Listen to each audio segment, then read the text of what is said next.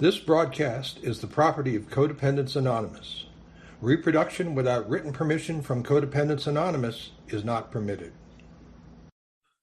I will introduce today's topic. The topic for this meeting is trauma bonding.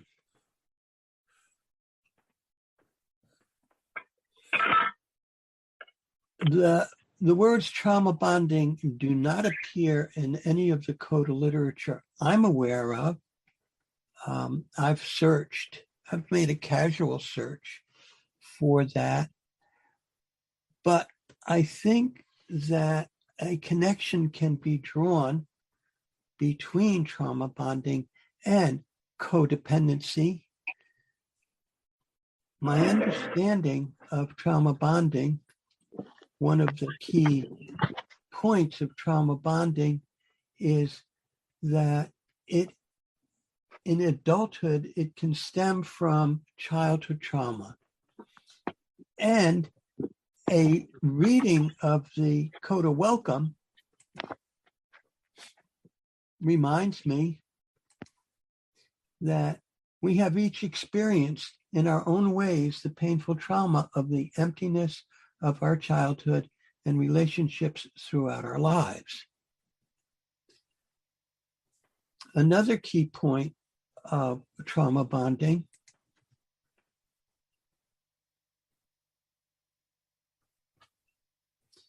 is that it is a hormonal attachment created by repeated abuse, sprinkled with being saved every now and then.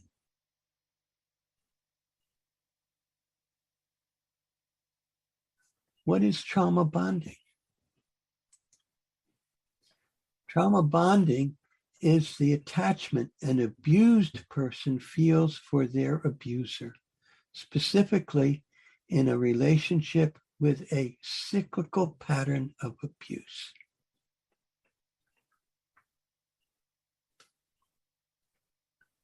And another key point of trauma bonding is that it lives in the nervous system. The brain makes associations between love and abuse or neglect.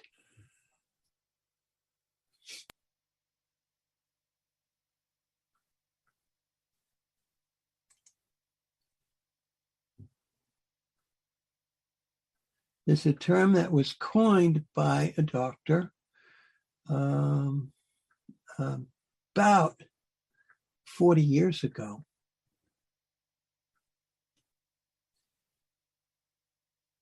It defines a dysfunctional attachment that occurs in the presence of danger, shame, or exploitation.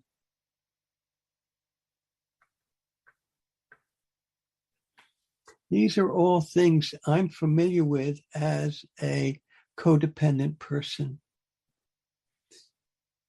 My codependency is driven by fear and shame. They're the engines that drive my codependency.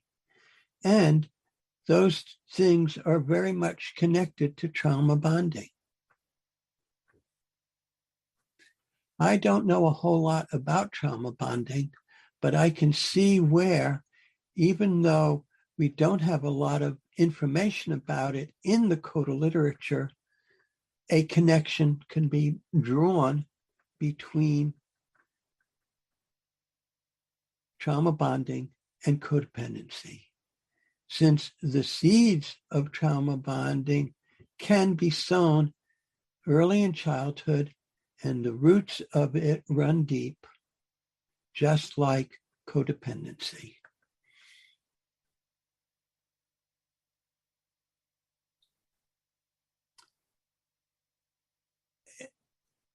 There are a number of mentions of trauma and trauma bonding situations in the personal stories in the Blue Book. I'm not going to get into any of them. I want to leave time for as many people to share as possible on their thoughts and experiences with trauma bonding, our subject for today. Thank you so much for being here. And I will set a timer for 3 minutes. When you hear the timer, you don't have to stop on a dime. Just wrap your thoughts up and allow other people to share. Thank you very much. We are open for shares on the subject of trauma bonding.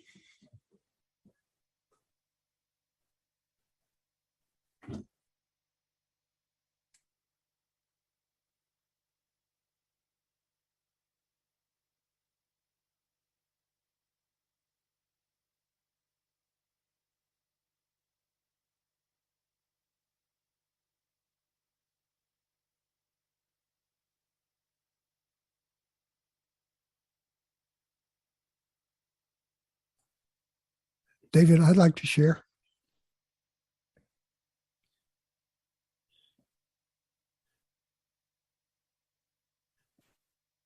Can you hear me, David?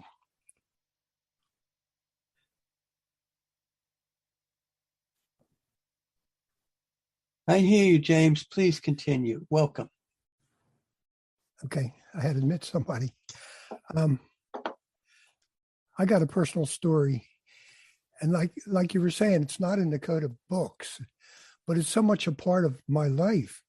I wrote it on trauma and bonding, and how I bonded with my mother, and then my sister, and the nuns, and then I got married real young, and it's so relevant in my life that it took me a couple of days to collect myself so I could even write about it and how it affected my journey. I got married young, and the bond we formed was extraordinary. As the years went by, it became apparent that the girl I married was more special than I realized. She would hear voices, and so she was diagnosed with schizophrenia probably about 35 years ago.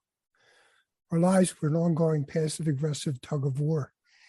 She would show up sometimes, and life was beautiful and wonderful.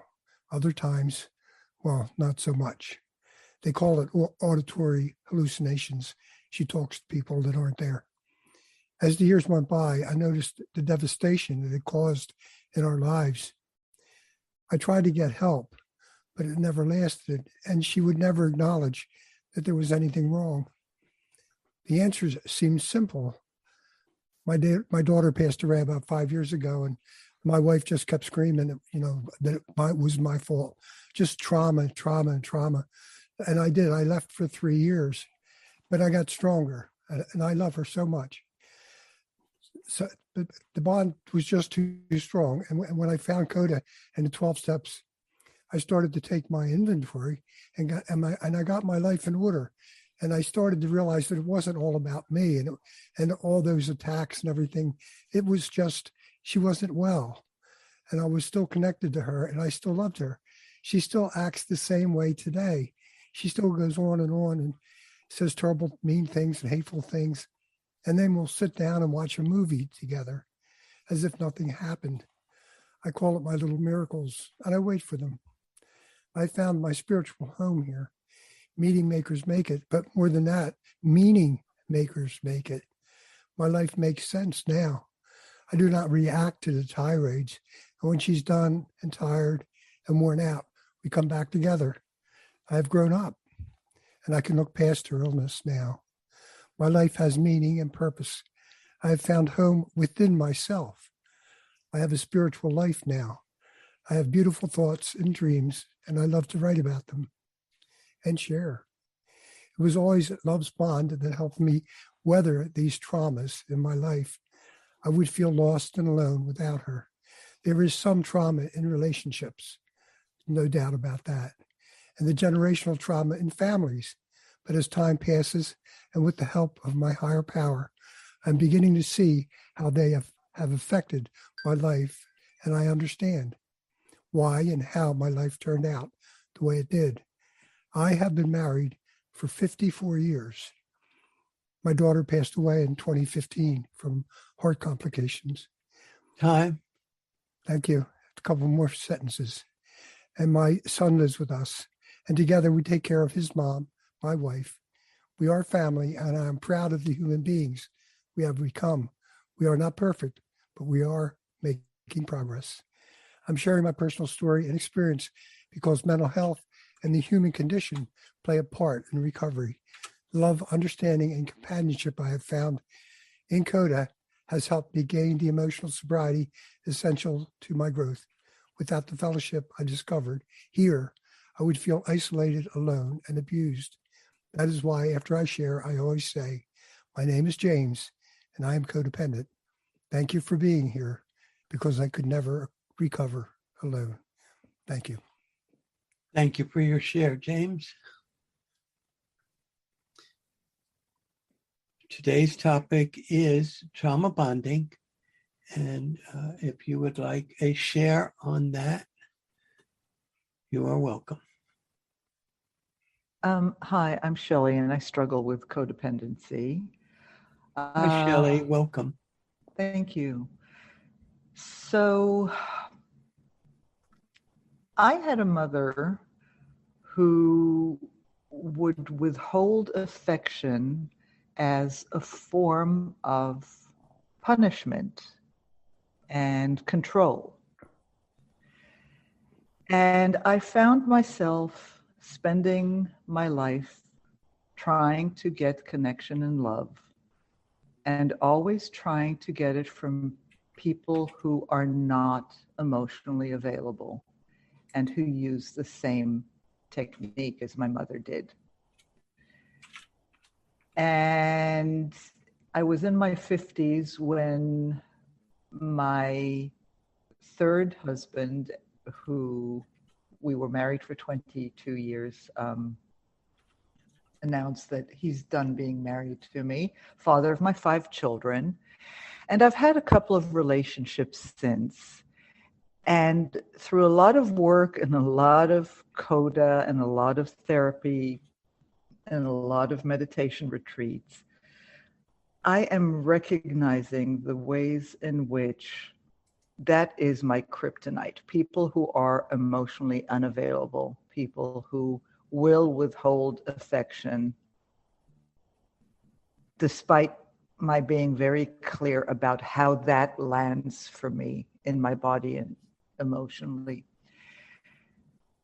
And I think that's you know, there've been people who have wanted to love me, but it wasn't valuable because it was offered wholly and it didn't contain that aspect. And I recognize the ways in which I have been trying my whole life to have a relationship that is like my relationship with my mother, but will somehow have a different outcome.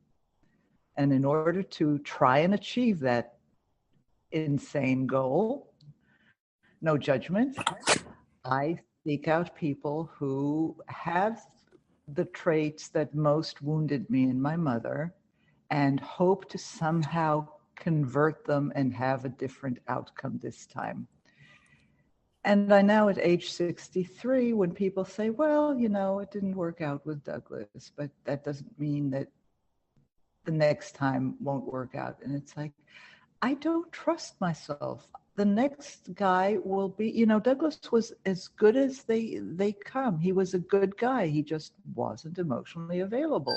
And he would, thank you, I heard that, and would withhold affection. So I have every reason to believe that the next guy, you know, I will seek out the same kind of trauma bonded connection. And I just can't afford doing this dance again. So I may need to stop dancing in order to not find myself in trauma bonds. Thank you for listening. Thank you for sharing, Shelley. Today's topic is trauma bonding for people coming in late or new, people just arriving. No one's late.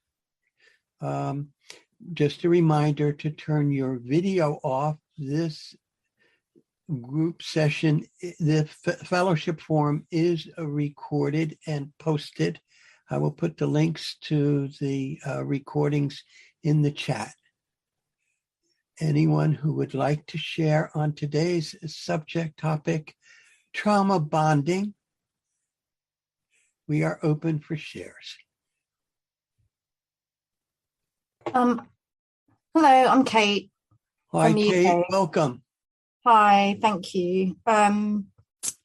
Yeah, this is a really interesting topic.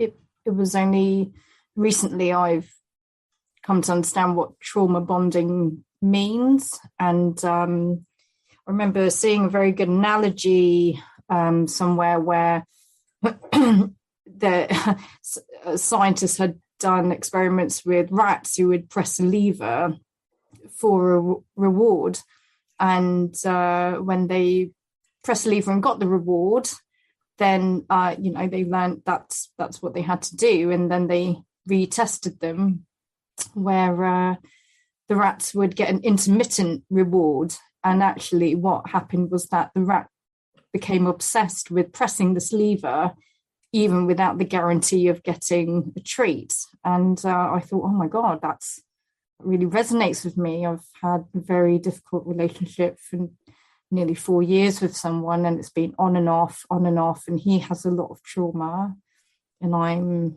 very codependent and wanted to help him and fix him and make him better, and just people pleased and everything, just for this intermittent reward of his love and wanting to feel worthy of that love.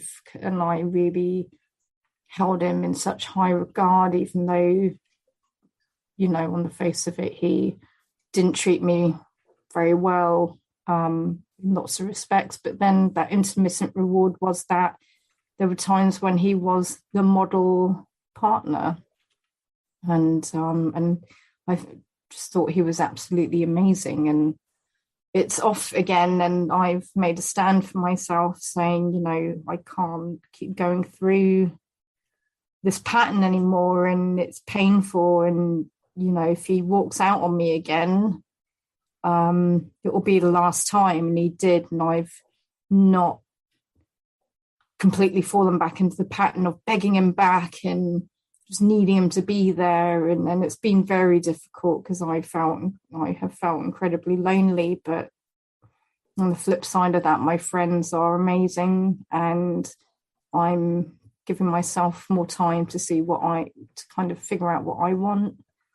And I'm trying to give myself time rather than just, kind of be like, well, is that my life? And, that guy's gone, and like, I'm over it now. I'm not really. I'm understanding that I need to heal from that, and, really lost myself. And there's still a big part of me that wants him back. And I know that if he came knocking on my door or called me and said, oh, let's try again, it would be so hard to not say, yeah, okay. My boundaries are like non-existent, but I'm trying to build them back and understand them better. And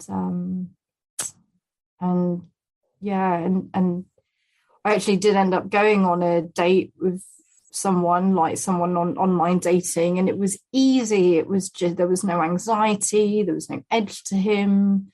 I could just be myself and be honest, and our values were, his values were very good. And, I'm not relying on, I'm not going to be codependent, put my eggs in one basket and fall in love with him or anything. But take my time. Thank you. And, and try and follow what CoDA suggests. And it's been really good for this topic to come up. Thank you. Thank you for sharing, Kate. I did put a definition for trauma bonding in the chat. And we are open for shares on today's topic. I think I'm going to share. My name is John. Good to be here. Hi, John. Welcome. Yeah, thank you. I really enjoyed what I had to hear. And So, anyways, I grew up in an alcoholic home. Single mother that raised 6 kids up by herself. Extremely dysfunctional in every possible way. As an adult now in my 50s, I have really found it very hard to be in a relationship, a long-lasting relationship, a relationship where I could get involved, go out and do things, establish a relationship with her family and her friends and neighborhood and all that stuff. Be recognized as an item together. That's something that I found and discovered that is actually one of the most loving, neatest things that I could ever experience in my life. But I keep finding that I push away subconsciously my relationships because I'm devoted to only love with insanity. And if you started to get to know me, who I really am, and know that area, then you won't like me. You'll reject me. You'll abandon me, which is what I'm used to. The self-pity, the hurt, the pain, the depression, the sadness, the gray zone, everything that encompasses is what I is what I is what I is what I know best. In my family, we hurt the most, we denied the most, we demanded the most, we were devoted the most, we loved the most, we hated the most, promised, broken promises left, right, and center. The time was consuming because it was so dramatic. And how can you have space to, or even calmness, or even have a sense of a higher power to give you any serenity in this? And so there is no higher power. There's no recognition of a normal family. Everyone outside of the family is recognized as abnormal, the crazy ones. Anyways, I'm not in that family anymore, but my mother has passed away, which has given me a big relief because I don't feel like I'm going to be reprimanded. I can't tell the truth. It's kind of silly, but she was so sick, and I was always there trying to take care of her despite her madness. But it's my belief system that's been altered and changed through the groups of CoDA and Al-Anon and other meetings where a new design for living has succeeded and overcome, the family of non-recovery. That's all I wanted to say tonight, or today. And I'm really enjoying this. And I'm enjoying my journey in life too. I enjoy my relationship with my higher power today. The grace of God has done for me what I can't do for myself. And I definitely owe a debt of gratitude to recovery and to my new life. Thank you. Thank you for sharing, John. Hi, my name is Misty. I'd like to share. Did you say Misty? Welcome, Yes. Misty. Hi. How much time do we get? 3 minutes. Perfect. And yes, if you hear the chime, just wrap your share up. Absolutely. Thank I'll you. time myself as well. So, trauma bonds. I don't really know much about it. I just really feel like I just need to get some things off of my chest, just to get it out there. I've been packing it around for a while now. I was in a really abusive relationship. He beat me up with a shotgun. He held a cord around my neck till I was unconscious, and I could not leave this guy. We despised each other, but it was like we were addicted to the relationship. I have an infant son. His sister came and took him away from me, thank God. Some really awful stuff, and he ended up committing suicide in front of me. I passed out or whatever, and this is about 2 years ago, and we were heavily into our addictions. And I'm happy to say that March 1st, I'll be a year sober, clean and sober. So, and my life is great today. Like, I have my son. I'm in recovery. But I've got all this trauma that I'm packing around and don't know what to do with it. And the level of my the level of the stuff that I went through, it's not like I can just talk to any old counselor about it, you know? So yeah, I think I'll just leave it there. Thanks. Misty, thanks for your share. Any other shares on trauma bonding? Any more shares on trauma bonding? Maybe I could share. Lillian, welcome. Yes. Hello. Yes, I'm Liliana. I'm codependent. I was very interested in today's session because I feel like I've been in trauma bond for, well, many years now, because of also a more toxic or abusive relationship. And it is kind of only recently did I start thinking of it as more of an addiction. So understanding more what trauma bonding really is. And there is this kind of dynamic where we're depending on each other. So one of the things that I'm kind of struggling with getting my mind around is this cognitive dissonance of, oh, I need this person, but this person is also probably not the best influence in my life. So I find that, well, there's a lot of information that I find on trauma bonding, but maybe not so much in terms of the recovery from it. And I know that it's also about now trusting my higher power and trying to take the thought to the action and trying to do its best for not just myself, but the people around me. So I just wanted to share that, and thank you very much. Thank you for sharing, Liliana. If you're not sharing, could you please mute yourself? Thank you. Open for shares on trauma bonding. Hi, I'm Adrienne. I'd like to share, please. Welcome, Adrienne. Thank you. On Thursday, it was my mother's yard site. That is the 1-year anniversary of her passing. And when I saw this topic of trauma bonding, I knew I had to come to this because I had trauma bonding with my mom, and because I was always afraid of her, although our relationship developed over the years. It certainly was not good when I was younger. Anyway, I could go more into that. The point is that I too felt relief at her passing, but this week has been harder than I thought it would be. One thing I did is I initiated a Zoom meeting with my 2 biological brothers, just us, because other family Zoom meetings have all sorts of other people on it. And just to talk to my mom's kids.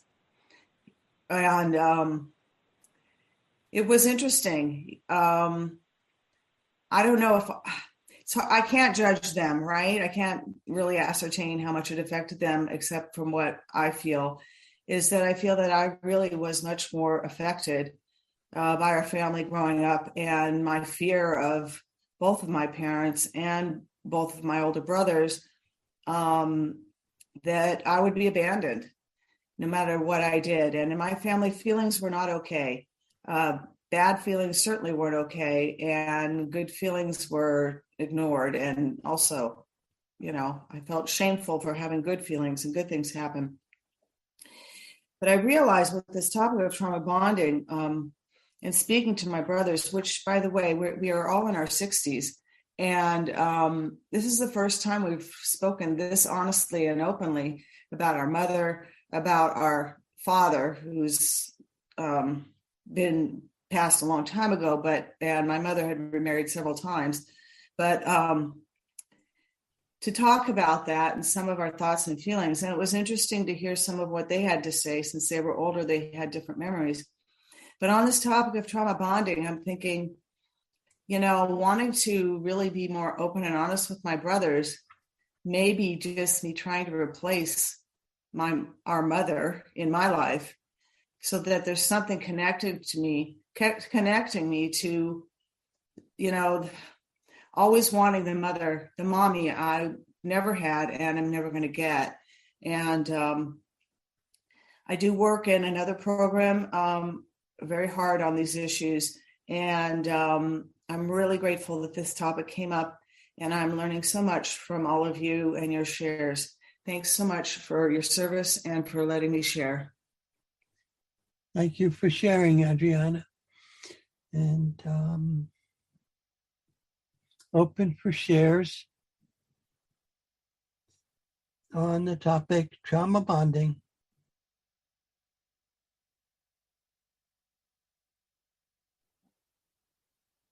Hi, David. This is Joy. Grateful Hi, recovery. Joy. Welcome. CoDA. Thank you. Thank you, everyone, for your shares, and thank you for opening up the rooms. I am just so blessed and amazed to see CoDA and see it work in so many lives. I also come from a 12-step program, and I had to peel the onion because I knew that there were other underlying issues as well.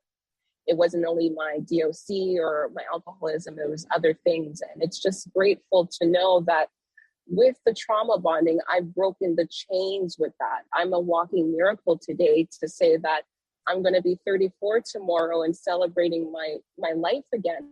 I thought I would be suffering in silence. I thought I was going to be 6 feet under from the hands of my mother, my hands of my father, from my abuse that I've gone through in my lifetime. But today I can smile with, happy tears, saying that I have a home, I have a good job, I have friends and family that care about me. And I know that with this discovery and with recovery, I can find help from my higher power, from the God of my understanding with these 12-step programs. I am just new into the CoDA family, and I'm just so grateful to hear the shares and the hope that there is in this program, to know that I am not alone when it comes to the trauma bondings, and to break that cycle, that I could be that person today in my life that's not going to have to feel that I need to take care of others or people please, or have to, care for someone else more than myself. And what my God wants me to do is to take care of me, and he or she or the universe will put everything else in place. I've suffered too much to go through these trauma bonds. I'd rather have these bonds break and know that I can realize that I'm worth more than the problems, and I can find solutions in the 12-step programs, in CoDA, and in other programs with the love of the God of my understanding. So I'm just grateful to be here today with you guys and celebrate my sobriety and my recovery, and know that it's just 24 hours. So I have to learn to love myself and love those around me. So thank you guys so much, and God bless. Thank you for your share, Joy. Thanks for being here. Open for shares on the topic trauma bonding.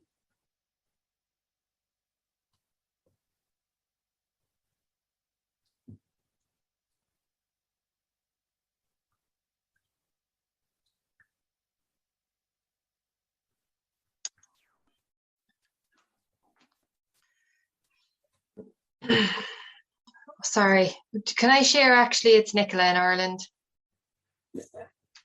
Nicola, welcome. Yes, of course, you are welcome to share. Thank you very much. I pressed the unmute button there, and it's just kind of like, yeah, just talk. Okay, so I'll just talk. But yeah, I've had this meeting. I felt I had to join it this evening because, yeah, trauma bonding, the title resonated. I've had trauma bonds all my life, beginning with my mother, and I didn't actually realize it until very recently when I miswrote on a Christmas card to my sister from myself and my sister and brother. But yeah, I didn't explain that very well, but it was a repressed memory that came up in counselling. Turned out I was a parentified child. My mother had mental illness when we were young, and she wasn't very well supported by my father or any of the family. And it was like this big secret, and we all hid it, and nobody talked about it, and everything was minimized. But I suppose it set me up for a lifetime of abusive relationships, whereby the last relationship, my partner, who was an adult child of an alcoholic home, which only recently dawned on me because I've been in recovery for the past 12 months and done a huge amount of learning. But he ended up passing away as a result of a legal drug addiction, painkillers. But yeah, there was trauma there, trauma bonding. But yeah, like when I actually look up the definition of it, like making excuses to minimize and deny things the abuser does. Done that all my life. Using mood altering substances to cope. That's what I've done. I grew numb to the emotional and physical abuse, effectively normalizing it. Admittedly, the first 2 boyfriends I had, when they did beat me up, I did go to see a counsellor. So the next guy I met didn't actually beat me up because I had the knowledge to walk away. But yeah, changing behavior to avoid setting off the abuser. I still do that up until very, very recently, until the counsellor told me, if you're thirsty, don't go to the empty well for a drink. So if I need emotional support, I do not go to my family anymore. I go to people where love can actually be demonstrated, which is good. Yeah, I've learned so much in the past 12 months. I'm so grateful. And thanks so much for having this meeting this evening and allowing me the opportunity to share. I really appreciate it. And thank you so much. Thank you for sharing. Thanks for your share, Nicola. Hi, I'm Bibi, and I am in beginner's CoDA. Welcome, Bibi. I didn't know what it was, and thank you for the reminder, because I signed up a long time ago and I didn't come back. I realized that I only know very little about this ugly disease, and I agree that it's ugly. And I see the cycles of abuse and destruction in the family, and I don't blame my mother for anything, because I realized that she didn't know better. Although I did not know that until I became an adult and into recovery myself in another 12-step program. And I didn't know that the symptoms of the disease I was hiding under survival mechanism with addictions of other stuff. And so now I'm working through that program too. But this part, it's still in me, the codependency. And at this time, I am nurturing myself, because any kind of stress or anxiety, upset gets me mentally, emotionally, physically upset, causes high blood pressure. And I start eating and my blood sugar goes up and I have fibromyalgia, and it kicks in all that stuff if I get upset. So I have learned to nurture my spirit through the program. And when it's time to attend a meeting, I want to participate. And that is my hope. But it sure is an ugly disease, and I know that I carry it with me, because I notice that I can't bond with my children because I fear I'm going to give to them what my mom gave to me, and that's why I've been so detached. And I know that's not life, and I seek recovery because I want to learn how to love. You know, I never heard the word "I love you" until till I got cleaned up in another fellowship. And sometimes I still can't say that. Sometimes I'm offended if somebody says, "I love you." I text that to my sponsor that I can't say it. And she texts us back, "Don't say it." So I just said it a while ago, didn't I? See, it's already working, huh? Anyway, thank you for letting me join you. I hope to see you again. Thank you for sharing. Bye-bye. Keep coming back to meetings.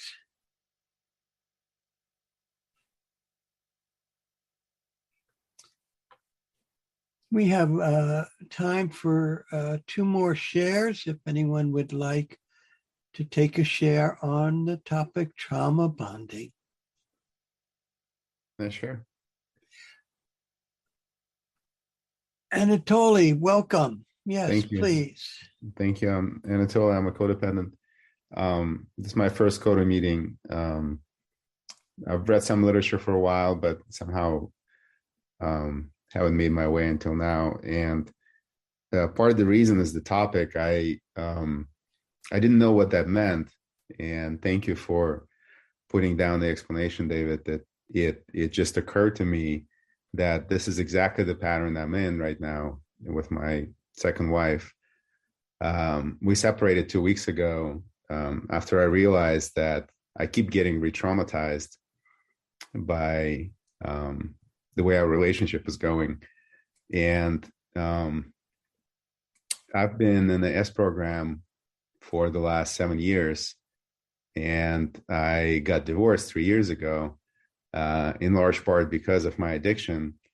And I've been in recovery for those 7 years. And 3 years ago, I met my current wife, and she struggled with pretty much the same things that I was struggling with, except she wasn't in recovery. And a year ago, she moved, a year and a bit, she moved here. And just because before she moved, in my codependency, I made it a condition that she goes into recovery because I could not be with an active addict. And she did for me, as I later found out. And for a few months, she was in recovery. And as soon as she moved here, she stopped going. She made excuses and whatever. And her behaviors came back. And part of my codependency was I was feeling guilty because these are the kind of things that I used to do in my first marriage. And, you know, I would, and also as a proper addict, you know, I have my inventory, and jealousy is one of the big things for me. And she would say, no, I'm not romantically involved with anyone. It's just your jealousy. And I would, first of all, feel guilt for having been an addict and doing the same behaviors back when I was married the first time. And I thought, okay, well, this is something for me to work on. And it would just happen again and again and again. And when it happened for the third time, I thought, shit, am I going to be one of those guys that are going to be in the relationship with a woman that's constantly cheating? What do I do about that?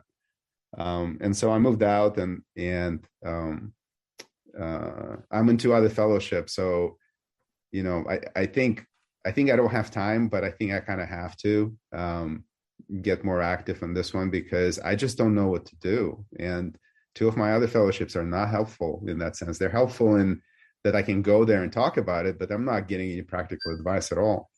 So thank you. Thank you for having this forum. Thank you for sharing, Anatoly. And Denise S., welcome. Hi, David. Thank you for everyone being here. I realized that the first thing I had to do was admit that I came from a traumatic background, because it seemed that I came from a respectful family. However, I've since learned that, no, it looked good and it felt right, but it was because I was conditioned in that family. Looked like the families on TV. However, I minimized, altered, and denied how I truly felt because I had to completely abandon myself in order to live in that family. And so the identification of what I've actually lived through had to happen. And coming out of denial, I now understand I have trauma bonds. And in the beginning of my recovery, I would have never been able to say that because I thought I came from a great family. Married for 33 years. My husband died out of the blue, which was a real shock. And it sent me into recovery because it brought up all my abandonment issues, which really didn't have anything to do with him. It had to do with my family of origin. And I'm working diligently on the exact nature of my abandonment issues, because that one is like, it's like a jail sentence. I keep going back to the same sorts of relationships unless I can heal my abandonment issue. Found myself in a not so healthy relationship. And because of that, my abandonment issues, I was having a difficult time leaving. But I was able to do that through working a program. Well, actually, multiple programs. I have one for every occasion. And I'm really grateful for the help of those 12-step programs and the focus on my wounds and the different programs that help me to do that. And CoDA is one of them. I'm codependent because I was conditioned in my family to focus on everybody else and abandon myself. So I had no idea that abandoning myself was, first of all, my major issue. I didn't know who I was, what I felt, and what I needed. But I'm grateful to know today I'm much closer to knowing that. And I recognized only through diligent work and fellowship with other people and programs that I was not in my body. And it was due to trauma. I'll finish up. And the other item that I discovered was that I have a PhD in dissociation. And the only way you can get a PhD in dissociation is to come from a traumatic background. Thank you. Thank you for sharing, Denise. That is all the time we have for sharing during the meeting. The room will stay open if you did not get a chance to share and would like to share. I have some announcements to make, and we'll wrap this meeting, formal portion of the meeting up, and leave time for questions and comments.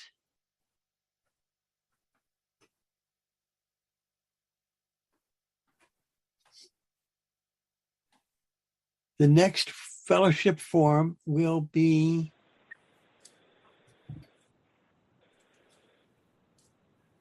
March 26th, and the topic will be promises.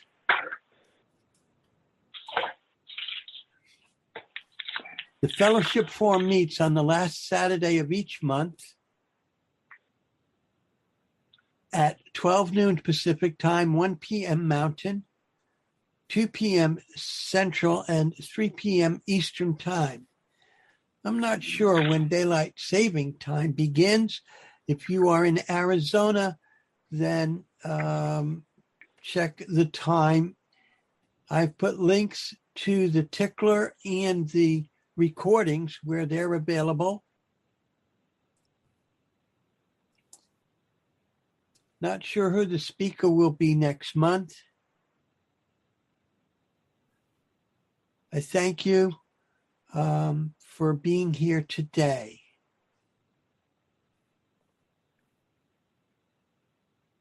And we'll close with the CoDA closing prayer, which I'll put on the screen if you would like to say along. Do I go to the website? I'm sorry, say that again. This is Debbie. I'm codependent. Is it on the website where you can see all this stuff? This is the first time I've ever been in this. I'll be glad to answer that question after the close of the meeting, Debbie. Okay. You can stay on the line. Thank you. Like brand new. Great. You're welcome.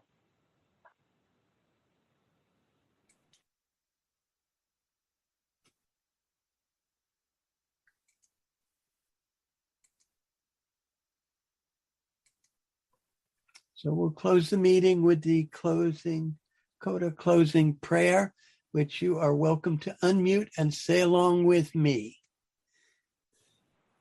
We thank our higher power for all that we have received from this meeting. As we close, may we take with us the wisdom of acceptance and hope of recovery.